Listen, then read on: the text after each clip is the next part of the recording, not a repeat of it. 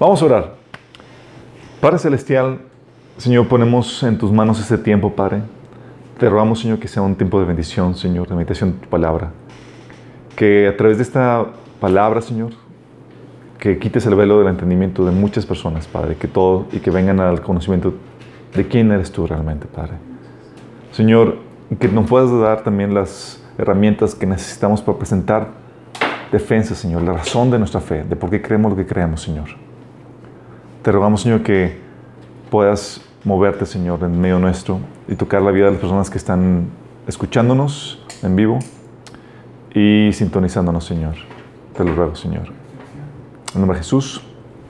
Amén. Es ese. Sí. Ok. Bueno, vamos a comenzar el día de hoy. Hoy tenemos un tema especial.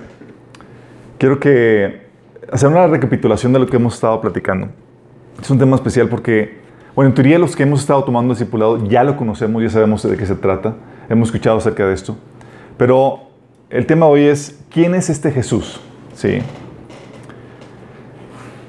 Jesús es la figura más controversial y relevante de la historia de la humanidad. Sí. Y quiero tocar ese tema después de haber tocado quién es Dios. Estuvimos viendo quién es Dios, y que pueden acomodar los micrófonos aquí, por favor, chicos. Estuvimos viendo quién es Dios y vimos que Dios es vimos 7 atributos de Dios. Vimos que Dios es un Dios celoso, un Dios fuerte, un Dios amoroso, un Dios severo, un Dios justo, un Dios también misericordioso y un Dios fiel. Terminamos la pasada con esa mecánica que Dios es fiel. Y es interesante notar, pero ahorita vamos a ver la personificación de este Dios. Sí.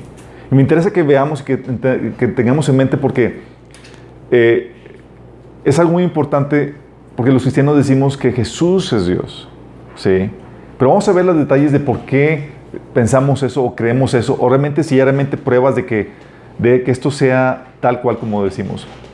Y quiero comenzar con la idea de, bueno, Jesús. ¿Quién dice que es Jesús? ¿Quién decimos que es Jesús?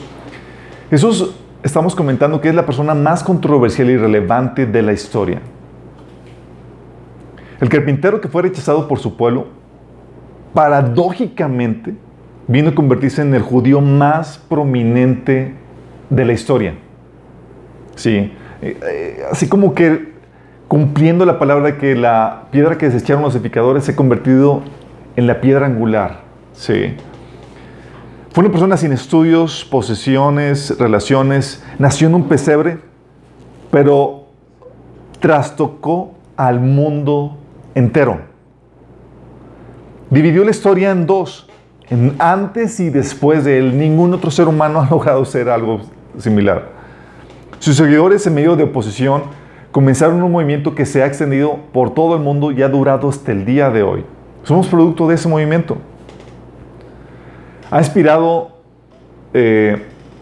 Los ha inspirado a sus seguidores a dejar por él y por su causa todo, soportar su persecución, exilio, tortura y aún hasta la muerte.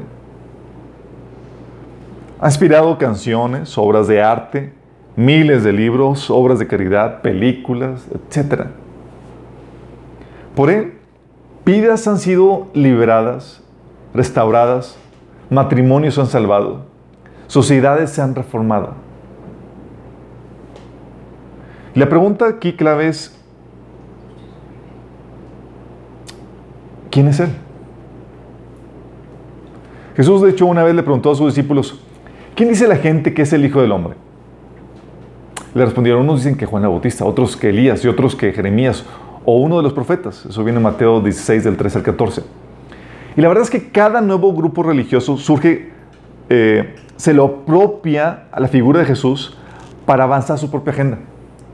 Entonces tenemos versiones de Jesús de la nueva era, de los testigos de Jehová, de los mormones, de los musulmanes, los judíos, y cada quien presenta su versión de Jesús para basar su propia agenda. Tan importante y tan relevante es la persona de Jesús que lo utilizan como eslogan, como bandera, aunque no sea tal cual la imagen fidedigna de Jesús. Para los testigos de Jehová, por ejemplo, la versión de ellos es que Jesús no es más que el arcángel Miguel encarnado. Un ángel. Que se hizo carne. Chido. Para los mormones es hermano de Satanás y uno de los tantos hijos que Dios tuvo con una de sus mujeres. Heavy, ¿no? Para la nueva era y la fe Bahá'í, es un ser iluminado, un maestro más, como los de otras religiones, que vino a enseñarnos el camino del amor. Para los musulmanes, un simple profeta inferior a Mahoma. Para los judíos fue un falso Mesías. Y para los cristianos, para ti y para mí, es el Hijo de Dios. Lo que sea que eso signifique. Porque ahorita ni siquiera sabemos qué significa eso. ¿Sí? De hecho, Mateo 16 y también versículo 18, cuando Pedro hace de la declaración por revelación divina de quién es Jesús, le dice, tú eres el Mesías, el Hijo de Dios viviente. Y Jesús más adelante dice, sobre este argumento, sobre esta verdad, sobre esta roca edificaré mi iglesia. Tan importante es saber quién es Jesús porque está fundamentado, la verdadera identidad de Jesús es la base, el fundamento sobre el cual se basa la iglesia. Así de fuerte es. Sí. Pero la problemática es que no sabemos ni siquiera ahorita en nuestros días a qué se nos referimos con el Hijo de Dios. De hecho decimos, pues todos somos hijos de Dios, chalala. Entonces, ¿realmente entendemos qué es eso, ser hijo de Dios? ¿O por qué es tan importante? Yo digo, sí, Jesús es una persona controversial, todo el mundo lo utiliza como eslogan, como estandarte en sus propias agendas para avanzar sus propias creencias en cada religión, etc. Pero, ¿realmente es tan importante saber quién es Él? ¿Sabes? Es tan importante porque ligó tu destino eterno a tu creencia de quién es Él. Así de fuerte es esto. Estableció que tu destino eterno dependería de lo que crees de Él. Juan 8:24 le dijo Jesús a los judíos a los que le estaba dando el testimonio, les dijo, por eso dije que morirán en sus pecados, porque menos que crean que yo soy quien afirmo ser, morirán en sus pecados. ¡Qué fuerte! Tú podrías condenar a alguien porque no cree en quién eres tú, en quien tú afirmas ser. Así de fuerte es esto.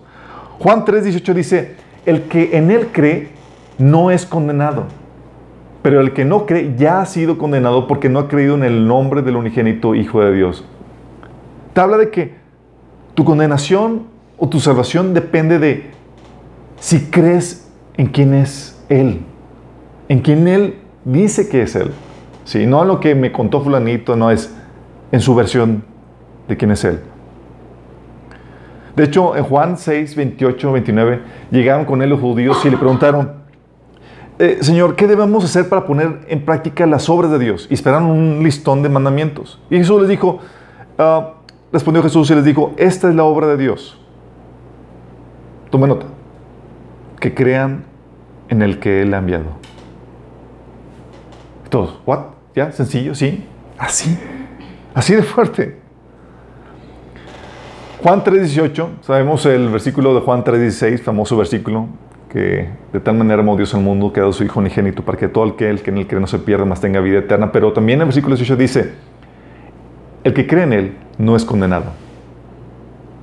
Pero el que no cree ya está condenado por no haber creído en el nombre del Hijo unigénito de Dios. Y luego en Juan 5:39 al 40, Jesús reprende a los judíos. Dice, ustedes estudian las Escrituras a fondo porque piensan que ellas les dan vida eterna. Pero las Escrituras me señalan a mí. Y sin embargo ustedes se niegan a venir a mí para recibir esa vida. O sea, el reclamo era, las Escrituras se tratan de mí. La afirmación de Jesús. Y ustedes se niegan a venir a mí para recibir esa vida eterna. Y luego Juan 5, del 9 al 10, menciona de el testimonio que Dios da acerca de Jesús. Y fíjate lo que dice. Dice, ya que creemos el testimonio humano, sin duda alguna podemos creer el testimonio de más valor que proviene de Dios. Y Dios ha dado este testimonio acerca de su Hijo. Todo el que cree en el Hijo de Dios sabe en su corazón que este testimonio es verdadero. Los que no lo creen en realidad llaman a Dios mentiroso porque no creen en el testimonio que Él ha dado acerca de su Hijo. Vóytelas. No solamente tu destino eterno está determinado por tu creencia acerca de quién es este tal Jesús, sino que también te dice que si no crees el testimonio que se te está dando, insultas a Dios y le llamas mentiroso. Así de fuerte es lo que comenta. ¿Y cuál es la lógica? ¿Por qué poner tanto en un aspecto como el creer o no creer en alguien? ¿Por qué tan fuerte? ¿Por qué hacer que penda de esta creencia tu destino eterno y si insultas o no a Dios y demás? ¿Sabes cuál es la lógica? Uno de los aspectos, hay varios que puedes sacar de esto, pero si crees que por ejemplo, tal persona es tu jefe, ¿afectará o no tu comportamiento? Llegas al trabajo y te presentan a tal fulanito y te dicen, él es tu jefe. ¿Va a afectar tu trabajo? Claro que va a afectar tu trabajo. Y nada que te jugaron una broma. No era tu jefe. Pero tú creíste que era y te comportaste como tal. A los 2 meses o al año te das cuenta que era tu colega.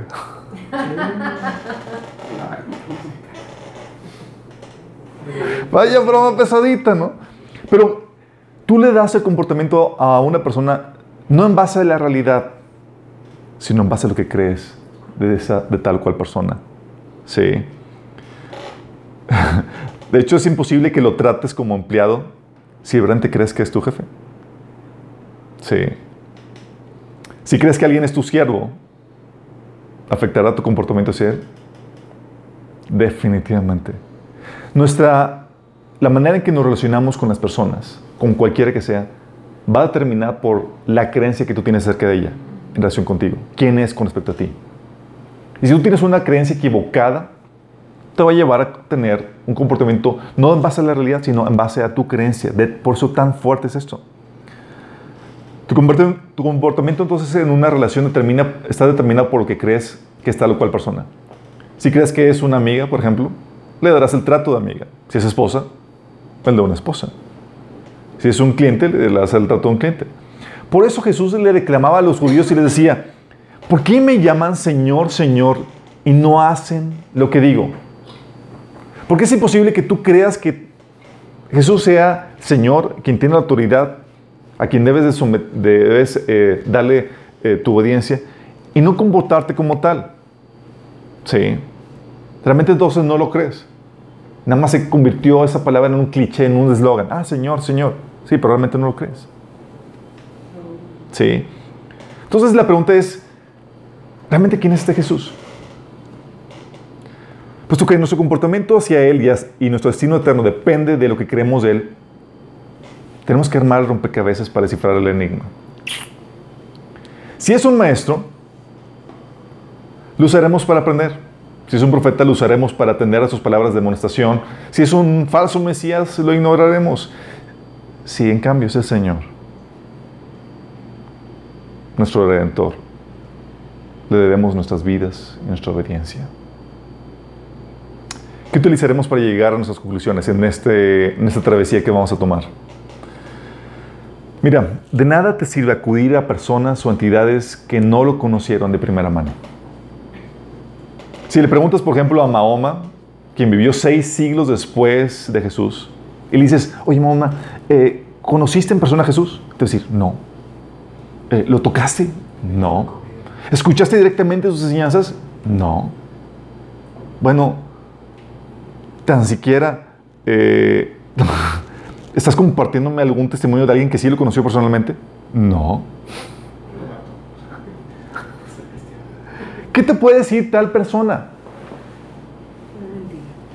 Tal persona que no tuvo un conocimiento de Jesús de primera mano, que te comparte el conocimiento de alguien que sí tuvo un conocimiento de primera mano, lo único que te puede decir son solamente ideas, suposiciones de su imaginación acerca de alguien que no conocieron.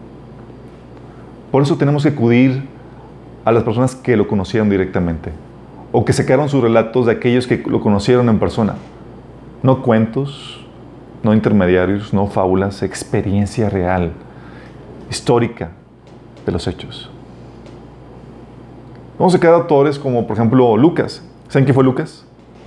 Lucas fue un autor de la Biblia. Escribió el libro que lleva su nombre, el Evangelio de Lucas. No es el chilito, no. Y también escribió el libro de Hechos.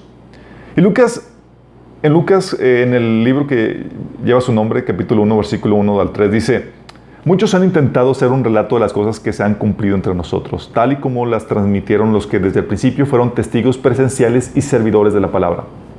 Por lo tanto, yo también, excelentísimo Teófilo, habiendo investigado todo con esmero desde su origen, he decidido escribírtelo ordenadamente. Fíjate lo que hizo Lucas. Él no fue un testigo presencial, y sin embargo hizo trabajo de investigación con las personas que estuvieron ahí presentes. Él fue con María y le preguntó: ¿cómo fue esto, María? Por eso, incluso ves el Evangelio de Lucas y ves impresiones de María que no te menciona ningún otro Evangelio. Porque hizo su trabajo de investigación. Fue con tal apóstol, con tal discípulo y tomó nota de todo lo que había sucedido. Sí, tal cual como lo hace un reportero. Y sabes que es de fiar porque lo hizo de personas que estuvieron ahí presentes, que lo vivieron. Nadie te cuenta. Sí. Por eso pudo escribir detalles de cosas como: llega María con su prima y saltó el bebé en su vientre. ¿Cómo supo? ¿Qué onda? Investigación. Vamos a ver qué onda. Vamos a entrevistarlo. O Pedro. En 2 Pedro capítulo 1 versículo 16 dice: cuando les dimos a conocer la venida de nuestro Señor Jesucristo en todo su poder, no estábamos siguiendo sutiles cuentos supersticiosos, sino dando testimonio de su grandeza que vimos con nuestros propios ojos. Fíjate, no era un cuento, me dijeron, no. Yo lo vi. Yo lo estuve ahí presente. Juan lo pone de esta manera en Juan 1.1. En 1 Juan 1.1 dice: les anunciamos al que existe desde el principio, a quien hemos visto y oído. Lo vimos con nuestros propios ojos, lo tocamos con nuestras propias manos. Él es la palabra de vida. O sea, aquí llegan a Dios y dicen: a mí nadie me cuenta. Yo estuve ahí. Yo lo vi, yo lo toqué, yo conviví con Él, dormí con Él, comí con Él. Sí. Y lo reitera en el versículo 3, por si acaso no te quedó, dice: les anunciamos lo que hemos visto y oído para que también ustedes tengan comunión con nosotros, y nuestra comunión es con el Padre, con su Hijo Jesucristo. En el Evangelio de Juan pone el sello de su autor en Juan 19:35, dice: el que lo vio ha dado testimonio de ello, y su testimonio es verídico. Dice: ¿sabes qué? Fueron relatos de testigos presenciales. Estuvieron ahí. No personas que siglos después dijeron: Jesús hizo esto, fue a tal parte de la India y aprendió ciertas artes ocultas y toda la cosa, como sacan algunos autores. ¿Qué sabes tú? ¿Estuviste ahí? ¿Lo conociste? Es un sueño o giro, puras suposiciones. Pablo, incluso. Ahora sí la aprendí a Pablo dice en 1 Corintios 15, del 3 al 8, dice: porque ante todo les transmití a ustedes lo que yo mismo recibí, que Cristo murió por nuestros pecados según las Escrituras, que fue sepultado y que resucitó el tercer día según las Escrituras, y que se apareció a Cefas, o sea, Pedro, luego a los 12, después apareció a más de 500 hermanos a la vez, la mayoría de los cuales vive todavía, aunque algunos han muerto. Luego apareció a Jacob, más tarde a todos los apóstoles, y por último, como un nacido fuera de tiempo, se me apareció también a mí. Aún Pablo, quien escribió la mayoría de la Biblia, puede decir: Pablo, ¿tú lo viste? Sí, claro, yo lo vi, se me apareció, me habla. ¡Qué grueso! Por eso dices: oye, ¿podemos confiar en la Biblia? ¡Claro! Es lo más fiel y fidedigno que podamos tener acerca de quién, para saber quién es el tal Jesús. Cualquier otra persona te puede decir puros cuentos, porque nadie más lo conoció, nadie más estuvo ahí. Y son personas que siglos después te van a decir algo que sucedió cuando ni siquiera había nacido. ¿Qué te pueden decir? Por eso, cuando llegamos a la pregunta de quién es el tal Jesús, nosotros tenemos ideas. Cada persona tal vez tú tengas tu propia idea de lo que tú crees que es Jesús. Pero la pregunta es: ¿en qué te estás basando? ¿En dimes, directes, en historias, en fábulas? ¿En lo que te comentó tal persona? La pregunta aquí ¿es fidedigno? ¿Esa persona que te comentó eso estuvo ahí?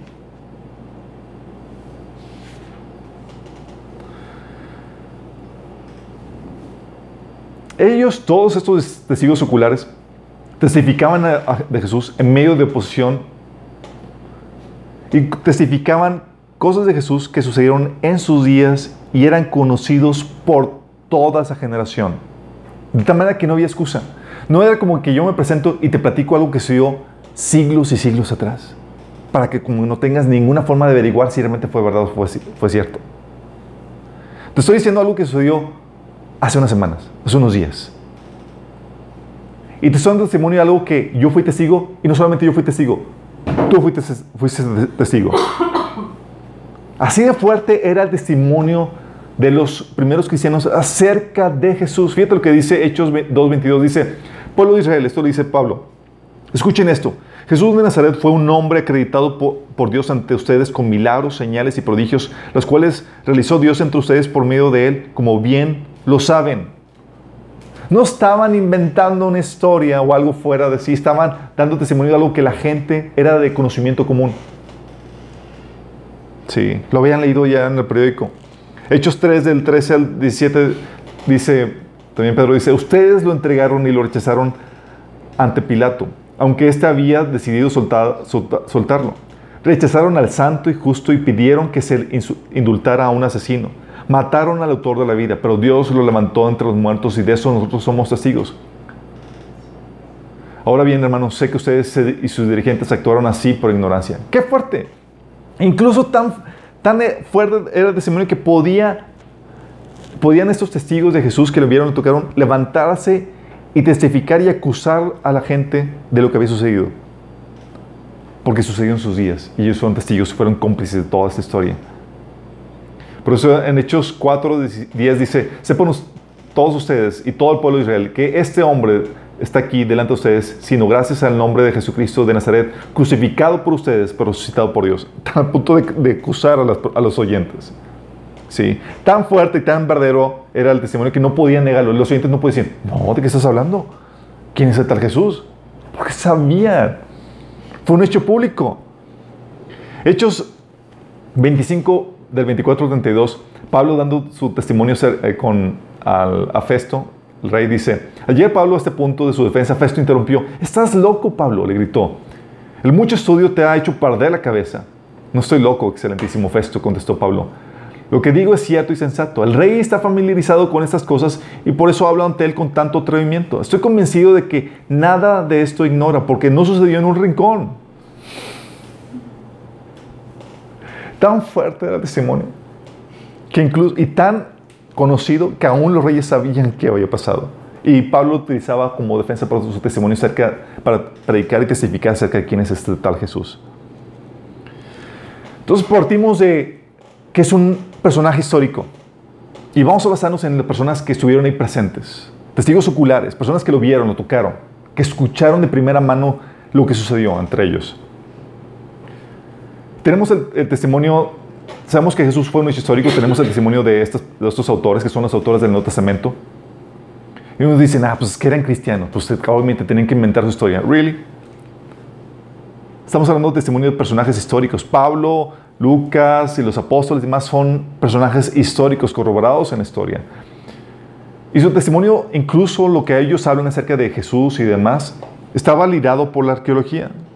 Hechos, por ejemplo, el libro de Hechos es tan pesado en cuestión de evidencia arqueológica, que es un libro que dice William Ramsey, que es un arqueólogo famoso, dice, aunque era escéptico al principio, como arqueólogo observó la meticulosa exactitud de los detalles en el relato y gradualmente su actitud hacia el libro comenzó a cambiar. Fue forzado a concluir que Lucas fue un historiador de primera clase y declarar que este autor debería estar puesto con los más grandes historiadores, así de heavy. Se tendría que destruir la integridad de los documentos del Nuevo Testamento a fin de desacreditar la existencia de Jesús. Y ninguna crítica ha podido lograr hacer esto. Ningún descubrimiento arqueológico, nada ha podido desacreditar los documentos en los cuales basamos nuestra fe. Y aparte tenemos el testimonio de fuentes no cristianas. Cornelio, Tácito, Luciano, Fabio, Josefo, obispos, Apapius, Suetonio, Plinio II, Tertuliano, Talo, Bar Serapio, Justino Mártir, Talmudes judíos, los Talmudes judíos también. Todos esos nombres raros que dices, ¿quiénes son? Son personajes que vivieron en la época y hablaron, y no eran cristianos, y hablaron de tal Jesús, validando aún así su existencia. Porque esto lo comento porque hay la idea de que Jesús es un personaje mítico que es una copia de otras religiones. Hay un video que circula ahí por internet, se llama Zeitgeist, que habla acerca de eso. Pero la verdad es que los únicos autores proponentes del tal Jesús mítico que copia a otras religiones son autores ocultistas de la nueva era de la teosofía, marcados por una agenda completamente anticristiana. No son académicos especializados en el tema. De hecho, ningún académico serio considera que el cristianismo fue inspirado en religiones de otros dioses. Ninguno. Entonces vemos que es un personaje histórico y fue un ser humano. Si algo en lo que todos están de acuerdo es en la parte humana de Jesús. Jesús fue un ser humano. De acuerdo a la Biblia, ahí tengo el estudio está publicado, por cierto. De acuerdo a la Biblia, fue hecho un poco menor a los ángeles, nació con cuerpo humano, fue circuncidado, vivió en obediencia a sus padres terrenales, fue tentado, tuvo hambre, comió, tuvo sed, sudó, sangró. Episodios donde muestra que no fue omnisciente.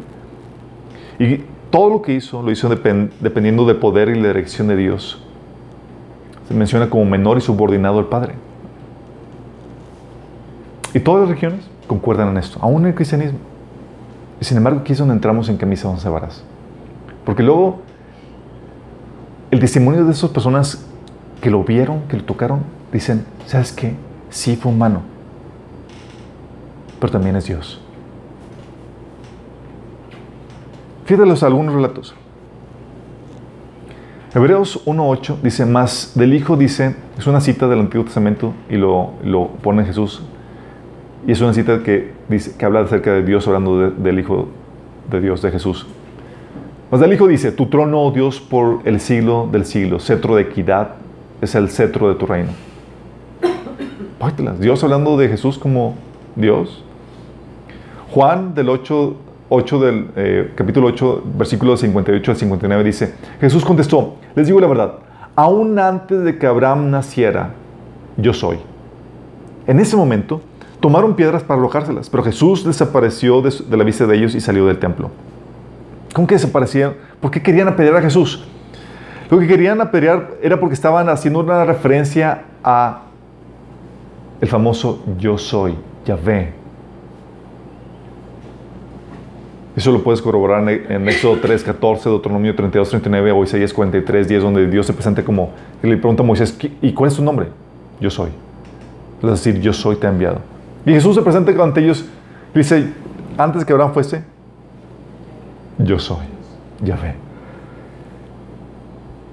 Jesús mismo declarando quién era. Y los judíos lo entendieron tan bien que agarraron piedras para apedrearlo. No era porque les caía mal, era porque escucharon una blasfemia, de acuerdo a su entendimiento. Juan 10, del 30 al 33 dice, el Padre y yo somos uno. Lo presenta como una forma neutral que habla de una esencia, una naturaleza. Dice, una vez más los judíos tomaron piedras para arrojárselas, pero Jesús les dijo, yo les he mostrado muchas obras irreprochables que proceden del Padre. ¿Por cuál de ellas me quieren apedrear? No te apedreamos por ninguna de ellas, sino por blasfemia, porque tú siendo hombre te haces pasar por Dios. O sea, incluso los judíos, sus oyentes, las personas que estaban ahí, los discípulos, eran testigos de las declaraciones tan fuertes de Jesús, donde se presentaba como el yo soy, se presentaba como el Padre y yo somos uno. Y los judíos tan bien lo entendían que intentaban apedrearlo por blasfemia. Juan 5, del 17 al 18 dice, pero Jesús le respondía, mi Padre aún hoy está trabajando y yo también trabajo.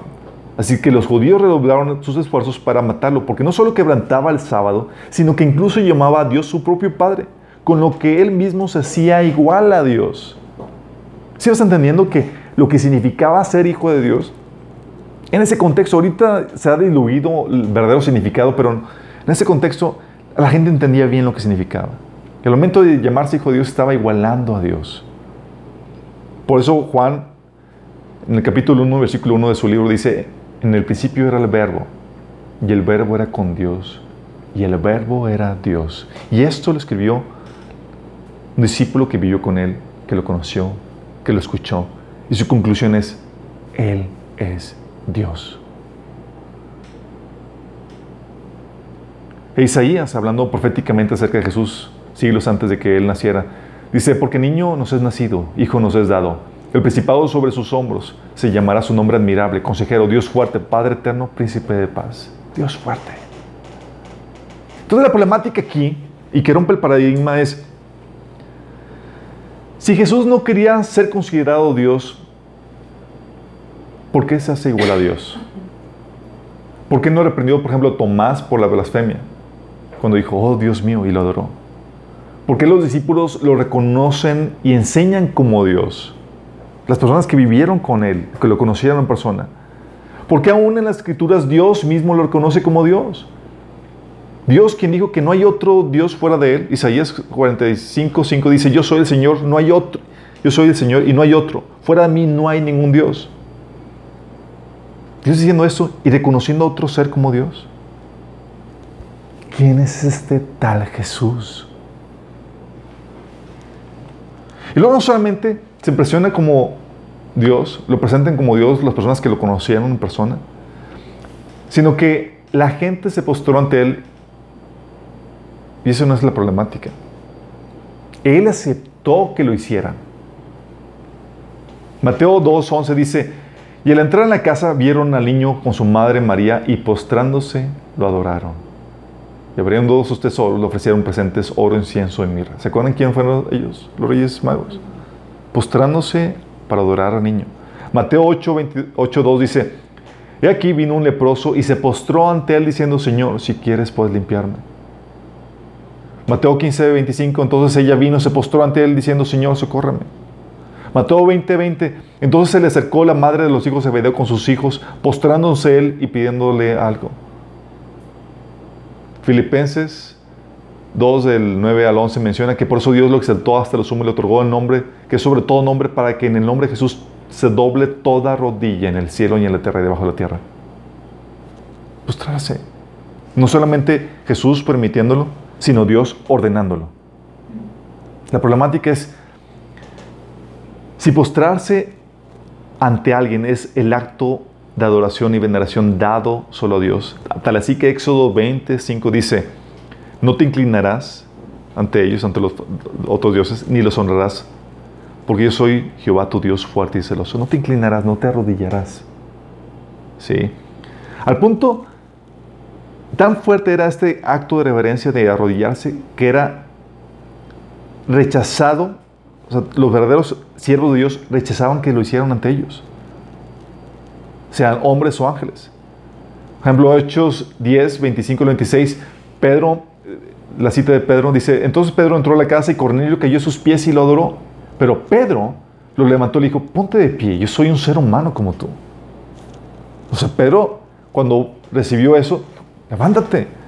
O el ángel en Apocalipsis, en 19:10, entonces me postré a sus pies, dice Juan, para adorarlo, pero me dijo, no me adores a mí. Yo soy un siervo de Dios como tú y tus hermanos que dan testimonio de su fe en Jesús. Adora únicamente a Dios, porque la esencia de la profecía es dar un claro testimonio de Jesús. Fíjate el ángel también. ¿Sí? Pero, ¿por qué aceptó Jesús que la gente se postrara ante Él? ¿Por qué no reaccionar como Pedro? ¿Por qué no reaccionar como el ángel? Si Jesús fuera un ángel. ¿Quiere que nos postremos ante un ángel, un ser creado, y no ante Él? ¿Aceptarías que alguien se postrara ante Pablo, ante Pedro, ante María, para pedirles un favor especial? ¿Es correcto que nos postremos ante otro Dios que no sea el verdadero Dios? ¿Quién es este tal Jesús?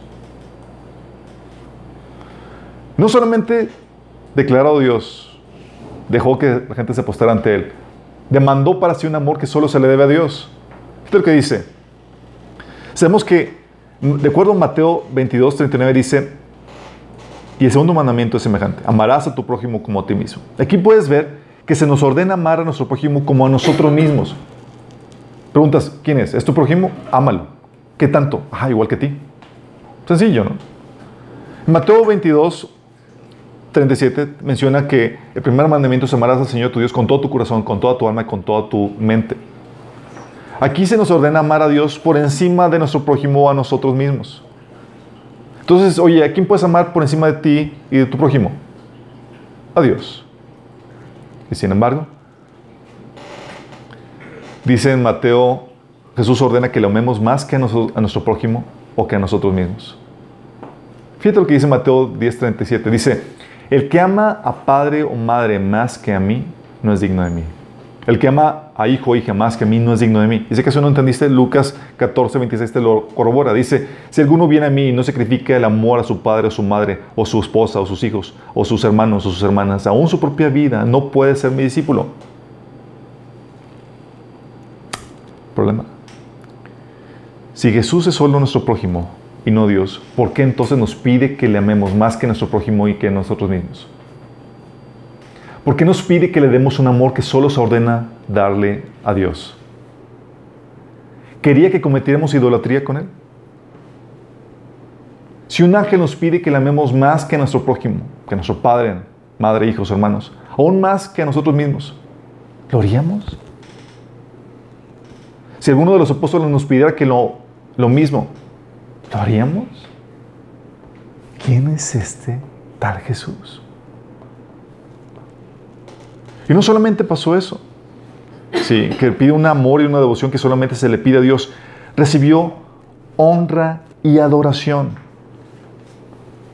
En Juan 9:35-39 dice, oyó Jesús que le habían expulsado y hallándole le dijo, hablando al ciego que sanó de nacimiento, le dijo, ¿crees tú en el Hijo de Dios? Respondió él y dijo, ¿quién es, Señor, para que crea en Él? Le dijo Jesús, pues Él le has visto, y el que habla contigo, Él es. Y él dijo, creo, Señor, y le adoró. Mateo 14:33 dice, entonces los que estaban en el barco vinieron y le adoraron diciendo, verdaderamente eres el Hijo de Dios. Y esta palabra de adoración es la misma que se le da para Dios y es la misma que Satanás quería en la tentación. ¿Sí se acuerdan cuando dijo, todo esto te voy a dar si postrado me adorares? Es la misma palabra, chicos. No es así como que problemas de traducción y lo mismo. Mateo 28:17, cuando vieron a Jesús, lo adoraron. Pero algunos de ellos dudaban. Juan 5:23-24, dice Jesús, para que honren al Hijo como honran al Padre. Tú podrías decir, oye, yo quiero que me honres a mí como honras a Dios. ¿Podrías decir eso? Estarías fuera de tu mente. Estarías loco. Dice, para que honren al Hijo como honran al Padre. El que no honra al Hijo, no honra al Padre que lo envió. De cierto os digo que el que oye mi palabra y cree en Él, el que me envió, tiene vida eterna y no vendrá a condenación, mas ha pasado de muerte a vida. Hebreos 1:6 dice, hablando de Dios, otra vez, cuando introduce el primogénito en el mundo, dice, adórenle todos los ángeles de Dios. Incluso Dios ordenando su adoración. Apocalipsis 5, del 11 al 14. Fíjate cómo es el escenario. Revelación de Juan. Dice, Apocalipsis 5, del 11 al 14. Y miré y oí la voz de muchos ángeles alrededor del trono y de los seres vivientes y de los ancianos, y su número era millones de millones, que decían a gran voz, al Cordero que fue inmolado, es digno de tomar el poder, la riqueza, la sabiduría, la fortaleza, la honra, la gloria y la alabanza. ¿Quién? El Cordero.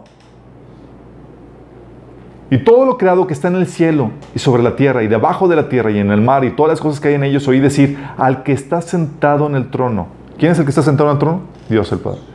Y al Cordero. ¿A los dos? Sí. Se la alabanza, la honra, la gloria y el poder por los siglos de los siglos. Los 4 seres vivientes decían amén, y los 24 ancianos se postraron sobre sus rostros y adoraron al que vive por los siglos de los siglos. ¡Wow! O sea, si tenías alguna duda en cuanto a que si Jesús recibe o no alabanza, con eso se te quita. La problemática es, si Jesús mismo sabe que está escrito que al Señor, solo al Señor tu Dios adorarás. De acuerdo a Deuteronomio 6:13, Mateo 4:10. ¿Se acuerdan la cita que Él dio en la tentación? ¿Por qué Jesús permitió que la adoraran? Pregunta. ¿Por qué ordena Dios que los ángeles la adoren? ¿Por qué en Apocalipsis recibe adoración, alabanza, honra, gloria y poder juntamente con Dios? ¿Enseña en la Biblia politeísmo? ¿Quién es este tal Jesús que recibe adoración? No solamente eso. Vamos a añadir todavía más. ¿Están listos? Se nos enseña a invocar su nombre. Hechos 7:59 dice, Y apedreaban a Esteban mientras él invocaba y decía, Señor Jesús, recibe mi espíritu. ¿A quién está invocando Esteban? A Jesús. 1 Corintios 1:2, fíjate lo que dice Pablo. A la iglesia de Dios que está en Corintio, a los santificados en Cristo Jesús, llamados a ser santos con todos los que en cualquier lugar invocan el nombre de nuestro Señor Jesucristo, Señor de ellos y nuestro. Fíjate, dice, la iglesia se caracteriza porque invoca el nombre no de Dios, sino de Jesús. 2 Timoteo 2:19 dice, pero el fundamento de Dios está firme, teniendo este sello. Conoce el Señor a los que son suyos y aparte de esa iniquidad todo que invoca el nombre de Cristo. Hechos 22:16. ¿Qué esperas? Le dicen a Pablo. Levántate y bautízate. Queda limpio de tus pecados al invocar el nombre del Señor.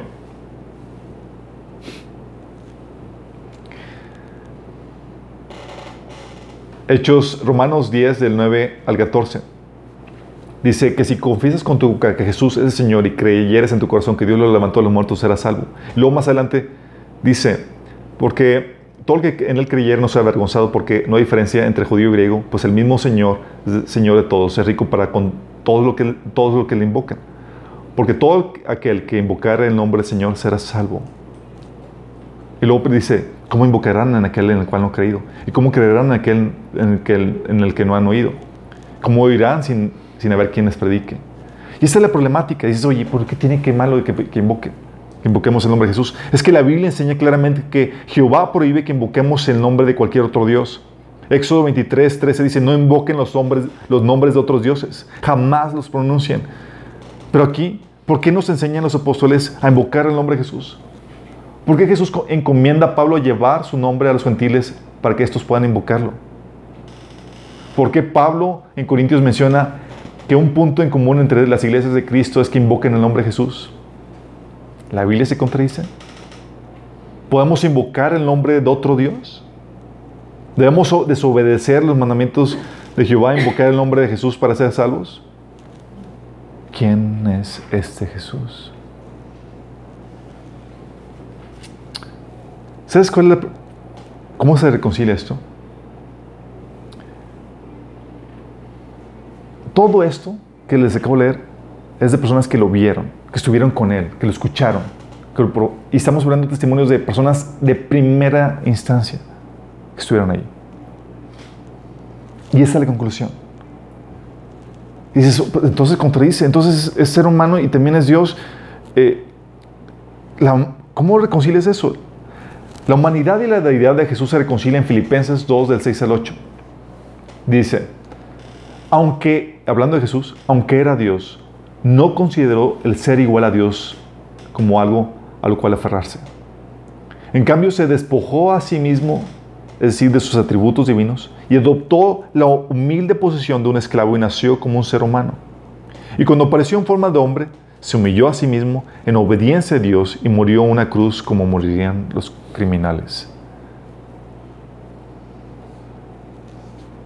Fíjate, lo que está diciendo aquí es que es igual a Dios, pero se despojó de sus atributos, mas no de su esencia, para tomar una forma de siervo hecho semejante a los hombres. Jesús fue el segundo Adán, de acuerdo a lo que dice Romanos 5:14 y 1 Corintios 15:45, y vivió como hombre toda su vida terrenal hasta su crucifixión.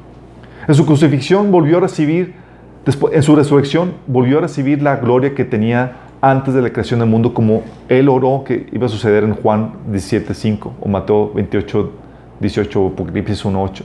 ¿Se acuerdan? En Juan 17:5 dice, glorifícame, así como con la gloria que tuve contigo antes de la creación del mundo. En su resurrección recobró todos los atributos que tenía de su deidad. Y así reconcilias la humanidad y la divinidad de Jesús. Cuando se hizo carne, fue un episodio donde Dios se despojó de sus atributos, donde dejó a un lado su omnisciencia, omnipresencia, omnipotencia y tomó forma de siervo. Y la unidad de Dios, porque la Biblia dice que Dios es uno, y la existencia de varias personas que son Dios, se reconcilia de esta forma, concluyendo que Dios no es una persona, sino una unidad que existe en tres personas. De lo contrario, estaríamos diciendo que la Biblia enseña politeísmo, que podemos reconocer a otro ser como Dios, ante el cual podemos postrarnos, adorar y dar a un gloria, honra igual que Dios el Padre. Pero eso sería paganismo. Esta unidad de pluralidad la vemos cuando la Biblia dice, ya no son dos, sino una sola carne, hablando de la unión entre el hombre y la mujer. O también lo vemos cuando la Biblia dice en Romanos 12:5, hablando del cuerpo de Cristo, siendo muchos, somos un cuerpo en Cristo. La unidad de la pluralidad. Por eso, no puedes aceptar a Dios, el Padre, y rechazar a Jesús, porque rechazas, porque vienen en un solo paquete. Y esta confirmación la tenemos por varias cosas. Si decimos que que Jesús es Dios encarnado, tenemos varias confirmaciones. Lo vemos en el hecho de que Jesús cumple pasajes que son exclusivos de Jehová, de Yahvé, de Dios. Por ejemplo, en Salmo 102:25 habla de que Dios hizo los cielos y la tierra. Jehová los hizo. Dice, desde el principio tú fundaste la tierra y los cielos son obra de tus manos. ¿Y qué crees que encontramos que dice en Hebreos 1:10, Juan 1:3, Colosenses 1 del 16 al 17? Encontramos ahí que Jesús es el que formó los cielos y la tierra. O también vemos que Jehová vendría y un profeta prepararía el camino de su llegada. En Isaías 40, de 3 a 5 se lee, voz que clama en el desierto, preparad el camino a Jehová, enderezad calzada en la soledad de nuestro Dios. Todo valle será alzado y bájese todo monte y collado. Lo retorcido se enderece y lo áspero se allane. Y se manifestará la gloria de Jehová y toda carne juntamente lo verá, porque la boca de Jehová ha hablado. Y Mateo 3, del 11 al 12, encontramos que Juan el Bautista era ese profeta y que estaba preparando el camino a Jesús, quien manifestó la gloria de Dios. Y este pasaje era para Jehová, cumplido en Jesús. También Zacarías 12:10 menciona que Jehová sería traspasado. Dice, y derramaré sobre la casa de David y sobre los moradores de Jerusalén espíritu de gracia y de oración. Mirarán a mí, a quien traspasaron, y llorarán como se llora por hijo unigénito, afligiéndose por él como quien se aflige por el primogénito. Y el autor del Evangelio de Juan, o sea, Juan mismo, y el Apocalipsis, se nos enseña que Jesús es quien se aplica este pasaje, quien fue traspasado, y ante quien van a llorar al ver tal cosa.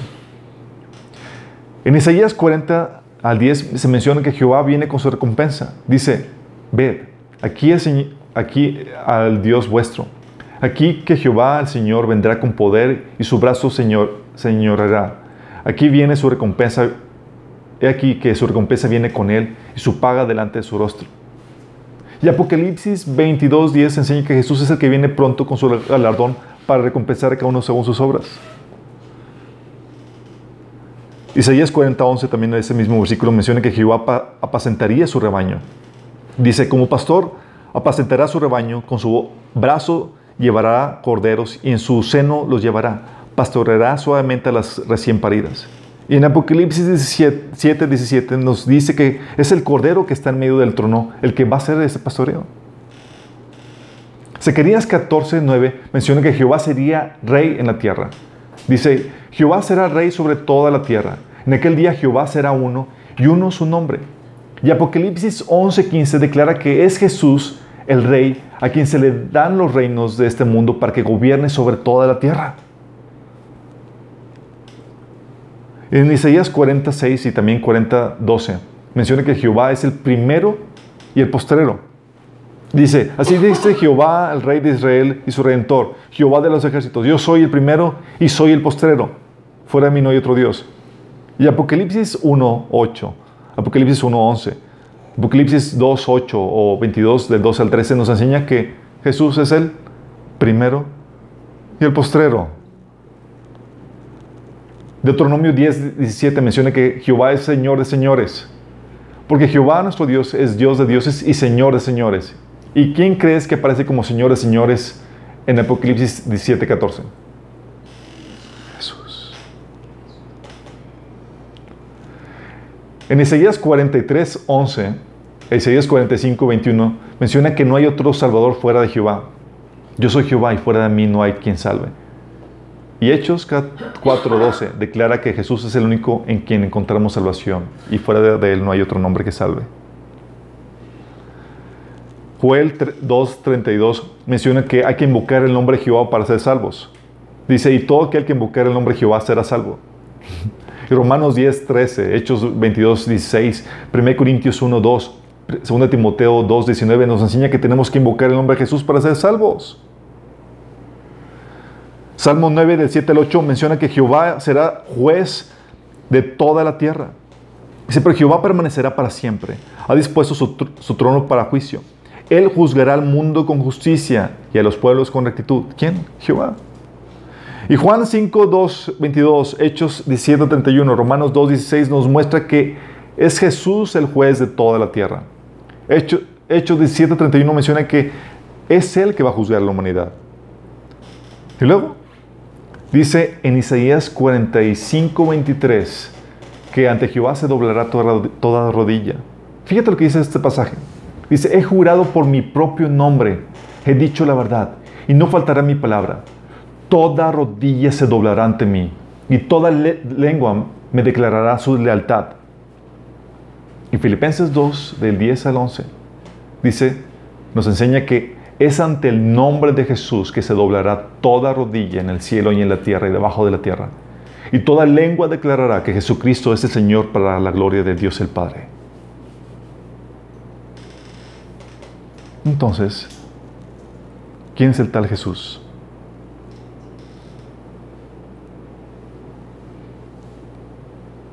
Jesús definitivamente es Dios encarnado. Jesús es el creador y redentor de la creación. No es solo tu creador, no solamente te hizo, es tu salvador, pagó el precio por ti porque tú ibas camino de destrucción, el que te rescata de la muerte y la destrucción eterna, a la que conduce tu pecado. Jesús es el Señor de todo y de todos porque tiene autoridad sobre todo en el cielo y en la tierra. Es alguien a quien le debes toda lealtad y toda sumisión. Jesús es ante quien toda rodilla se doblará y confesará que es esta verdad. Jesús es alguien a quien le debes toda lealtad y reconocimiento.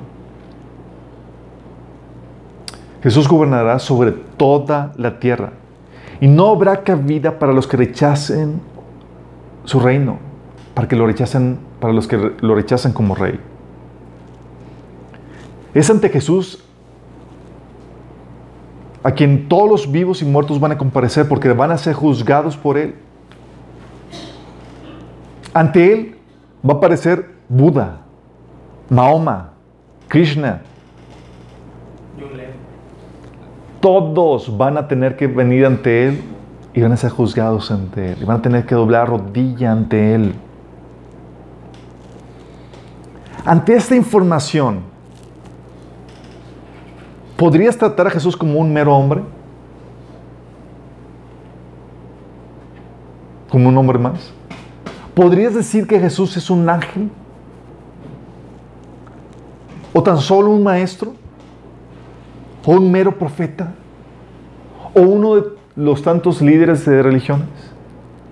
Estás hablando de Jesús y estás hablando del creador del universo.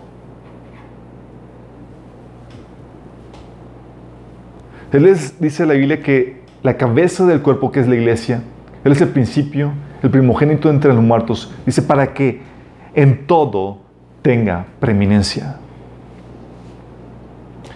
Por eso, cuando hablamos de quién es este tal Jesús,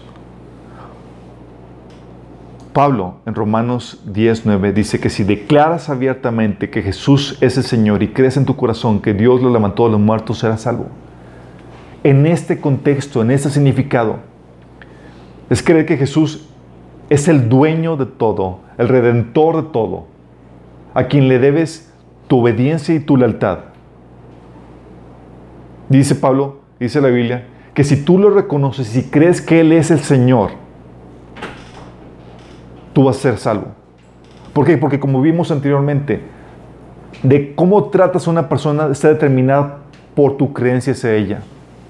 Y si genuinamente crees que Jesús es el Señor, tus hechos lo van a demostrar y te vas a someter ante Él. No vas a tratar a tu jefe como un mero empleado. Vas a darle toda obediencia. ¿Quién es ese tal Jesús? De acuerdo a los testimonios de las personas que lo vieron, lo tocaron, lo conocieron, lo oyeron, Jesús es el Señor del universo, el mismo Creador que se hizo carne y que va a juzgarte a ti y a mí y a los líderes de cualquier otra religión.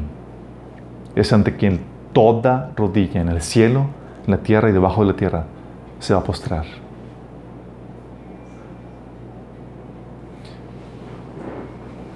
Por eso, los cristianos predicamos a Jesús por encima de todo y le damos un rol especial en nuestra vida, porque Él es nuestro Creador. Él se lo debemos a Él.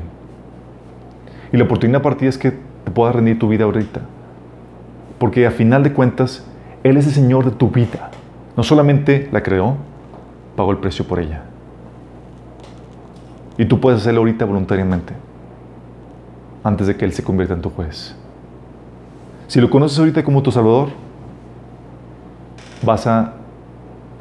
no lo vas a conocer como tu juez. Y esta es la oportunidad para que te entregues a Él. Si tú has querido a Jesús cualquier otra cosa, nada más estarte consciente que son puros dimes y diretes de personas que no lo conocieron de primera mano, que no estuvieron ahí. Y lo que te estamos diciendo es testimonio de personas que lo vieron ahí y que trastornaron la historia de la humanidad porque saben que su testimonio era real.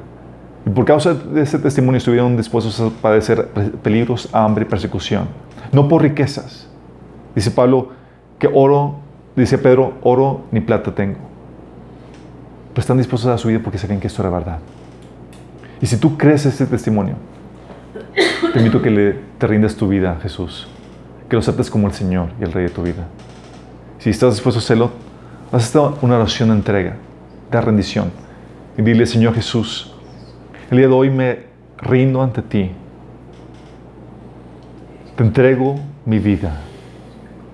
Hoy te acepto como el Señor y el Salvador de toda la creación y de mi vida. Te pido que me perdones, que me salves. Yo creo que moriste por mí en la cruz y que resucitaste para darme vida eterna. Y creo que eres el Señor de todo. Si tú hiciste esto y genuinamente lo hiciste, ese primer paso, tú ya tienes la vida eterna, pero Dios quiere que vivas una vida que realmente muestre esta creencia. Y nosotros como cristianos, no entendemos la verdad, ahora entendemos la dinámica, por qué es tan importante el tener una verdadera concepción de Jesús. No podemos tratarlo como alguien más, como un mero maestro, porque Él es el Señor. Y si realmente creemos que esto es verdad, nuestras vidas tienen que manifestarse como tal. Tú no vas a cuestionar sus lineamientos, como si alguien llegara a presentarte una propuesta. Tú vas a someterte porque Él es el Señor. Él no solamente te hizo, compró tu vida. Es tu Creador y tu Redentor. El Señor le clamaba a los que le seguían: ¿por qué me dicen Señor, Señor? Y no hacen lo que yo hago, lo que les ordeno. Que nuestras vidas puedan dar testimonio de esta creencia. Si Jesús es el Señor, trátalo como tal y sométete ante Él. ¿Oramos?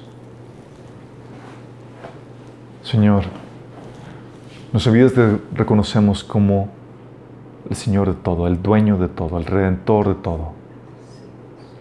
Señor, y sabemos que tu iglesia, ese cuerpo de creyentes, está basado en esta verdad, en este fundamento, de que eres el Mesías, el Redentor, el Salvador, el Señor de todo. Y hoy te confesamos como el Señor. Y sabemos, Señor, que un día vas a someter a todo dominio, principado y potestad bajo tus pies, Señor. Pero ahora, Señor, queremos someternos nosotros a ti, Señor. Ser los primeros que te declaran y que te reconocen como el Rey de Reyes y Señor de Señores. Y ante ti, Señor, rendimos nuestras vidas. Y te decimos, Señor, queremos que nuestras vidas reflejen esta creencia. No queremos ser cristianos nominales, sino cristianos que viven en verdad el señorío que tu palabra enseña. Te lo pedimos, Señor, en nombre de Jesús. Amén. Nos vemos el próximo domingo, misma hora, mismo canal.